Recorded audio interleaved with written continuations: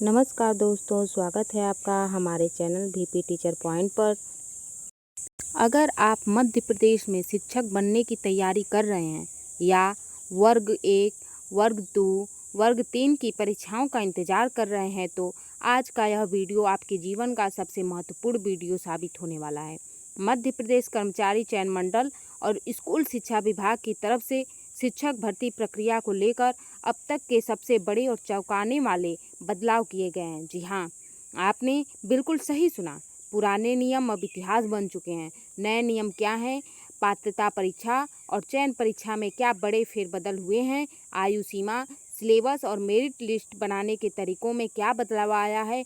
आज के इस वीडियो में हम एक एक पॉइंट को बिल्कुल आसान भाषा में समझेंगे ताकि आपकी तैयारी में कोई कमी न रह जाए।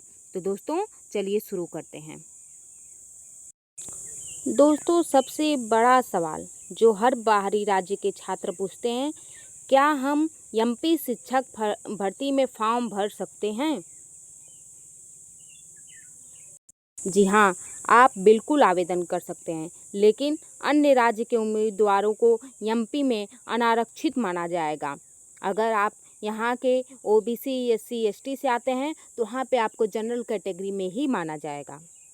आपके ज़रूरी शर्तें यही हैं कि आपको किसी भी प्रकार का आरक्षण का लाभ नहीं मिलेगा।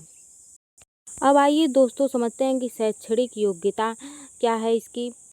दोस्तों, अलग अलग वर्गों वर्ग 1, वर्ग 2, वर्ग 3 के अनुसार शैक्षणिक योग्यताएं तय की गई हैं।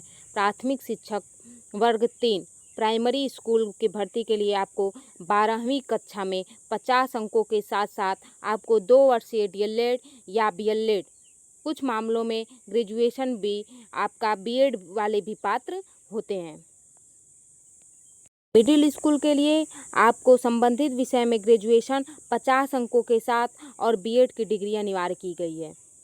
अगर आपके पास बीएड की डिग्री है, ग्रेजुएशन में 50% अंक है, तो आप वर्ग 2 में अपना आवेदन कर सकते हैं।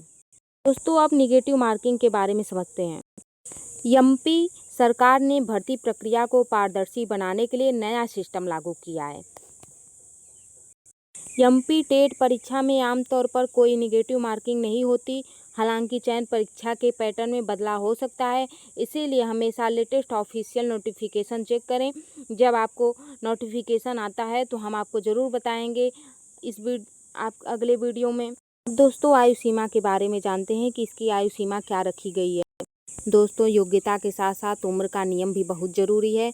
इसकी न्यूनतम आयु 21 वर्ष और अधिकतम आयु 40 वर्ष होती है, लेकिन समय समय पर जारी नोटिफिकेशन पर निर्भर करती है। इसीलिए आप नोटिफिकेशन जब आएगा तो आपको बताया जाएगा कि कितना उम्र रखा गया है, आपकी आयु सीमा क्या रखी गई है। एक और ध्यान देने वाली बात है कि बाहरी राज्य की महिला उम्मीदवारों को भी जनरल फीमेल के समान ही अधिकतर आयु सीमा के दायरे में रखा जाता है। दोस्तों, बात करते हैं कि पहले आपको टेट और फिर चयन परीक्षा दोनों देनी होती थी। अब केवल एक ही बार पात्रता परीक्षा पास करनी होगी, ऐसा अखबार के कटिंग में निकाला जा रहा है। ऐसा भी नोटिफिकेशन सूचना में आ रहा है कि ऐसा लागू किया जा सकता है कि सिर्फ आपको एक ही परीक्षा देनी होगी। लेकिन अब अगला जब भी नोटिफिकेशन जारी होता है तो उसमें ही पता चलेगा। आपको ये थोड़ा सा सूचना के आधार पे बता दिया जा रहा है कि आप उसके हिसाब से अपनी तैयारी करते रहें। जब नोटिफिकेशन आता है तो आप उस हिसाब से अपना फॉर्म फिल करिएगा। दोस्तों, अब समझते हैं कि दूसरे राज्य, अन्य राज्यों के लिए जो उम्मीदवार हैं उनके लिए आगे का रास्ता क्या है। तो अगर आप दूसरे राज्य से एमपी शिक्षक बनना चाहते हैं तो यह रहा आपका सही रास्ता। एमपी टेट दें। सबसे पहले मध्य प्रदेश कर्मचारी चयन बोर्ड द्वारा आयोजित एमपी टेट परीक्षा पास करें। ध्यान रखें, केवल सीटेट पास होने से आप एमपी के सरकारी स्कूलों में सीधे शिक्षक नहीं बन सकते। एमपी का टेट देना अनिवार्य है। 2 परीक्षाओं का नियम आपको बताया कि पहले 2 परीक्षाएं होती थी और अब सिर्फ एक ही परीक्षा कराने की सूचना मिल रही है कि आपको सिर्फ अब टेट पास करने पर ही उसके ही मेरिट के आधार पर आपका चयन हो जाएगा दोस्तों। और बात करें लाइफ टाइम वैलिडिटी की, तो यह सबसे बड़ी खुशखबरी है।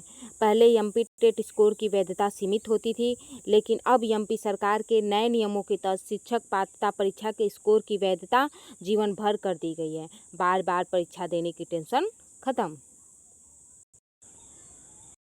तो दोस्तों, यह थे मध्य प्रदेश शिक्षक भर्ती में हुए बदलाव से जुड़े वो बड़े बदलाव जो हर एक गंभीर छात्र को पता होने चाहिए।